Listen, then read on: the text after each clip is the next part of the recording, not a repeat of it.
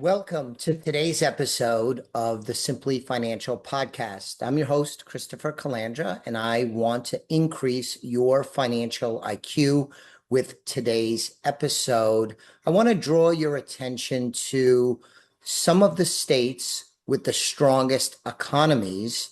I'll also share with you some of the states with the weakest economies. This conversation is shaped by a 2026 Wallet Hub analysis.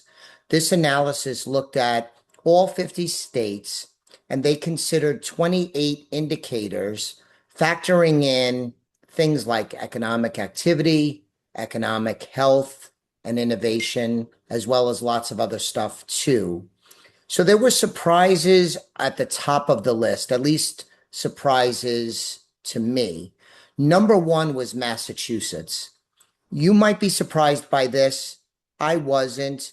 Massachusetts is a really healthy economy backed by an amazing healthcare system, a lot of private equity funding, including a lot of biotech.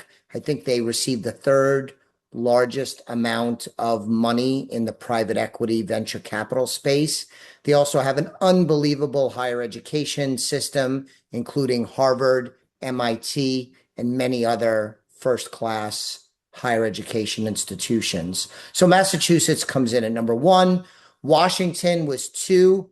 This surprised me a bit. I wouldn't normally think of Washington as highly as this Wallet Hub analysis placed them. Third was Utah. Also surprised me. I don't think of Utah usually when I'm thinking of economic vitality. California, not a surprise that they're near the top of the list. Granted, California's economy has difficulties, but it is large, it's dynamic, it is very innovative, home to Silicon Valley, tons of private equity, venture capital, investment money that's available for new ventures. Not surprising at all, they're as high as they are at number four. Delaware, bit of a surprise at five. Then we have North Carolina, New York, Texas, Colorado, and my newly adopted home state, Florida, comes in the top 10. Not surprising with North Carolina, New York, Texas, Florida, kind of makes sense. Colorado maybe is a bit of a surprise to me. But what did surprise me is my former home state, the state of Connecticut, came in 16th. I would have predicted they would have come in like 39th, but they came in at 16th. I don't know what that means. Maybe I shouldn't trust this analysis or deeply discount their findings. But Connecticut came in at number 16. I know a lot of my listeners come from Connecticut. So hurrah for Connecticut at number 16. Now, before we finish up, let's just talk about some of the weakest performers. The weakest economy, at least according to this 2026 Wallet Hub analysis, was West Virginia.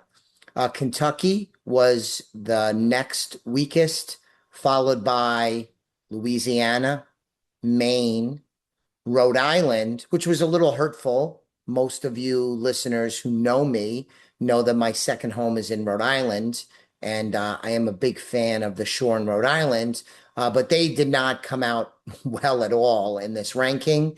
And then just to round out, we have Wyoming and Hawaii. Oh, Mississippi is also one of the weaker states.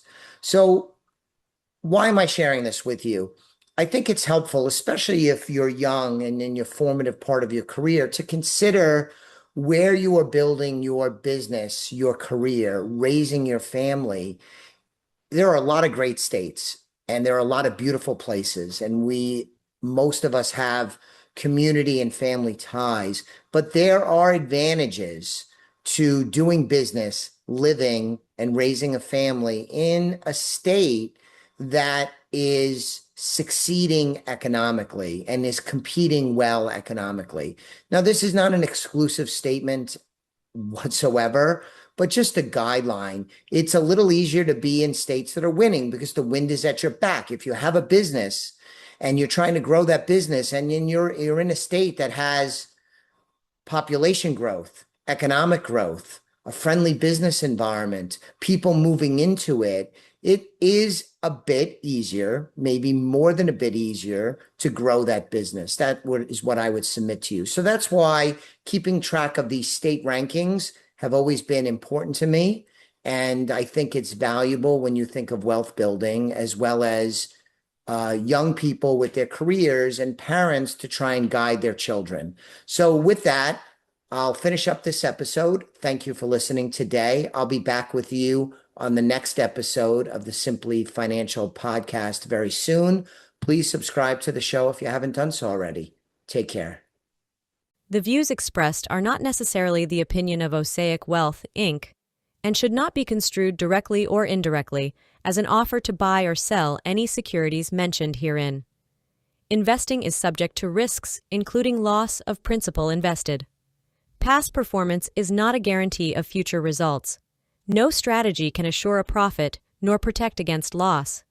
Please note that individual situations can vary.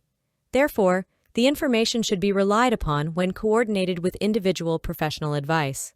Please note, the information being provided is strictly as a courtesy.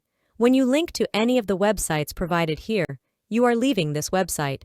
We make no representation as to the completeness or accuracy of information provided at these websites.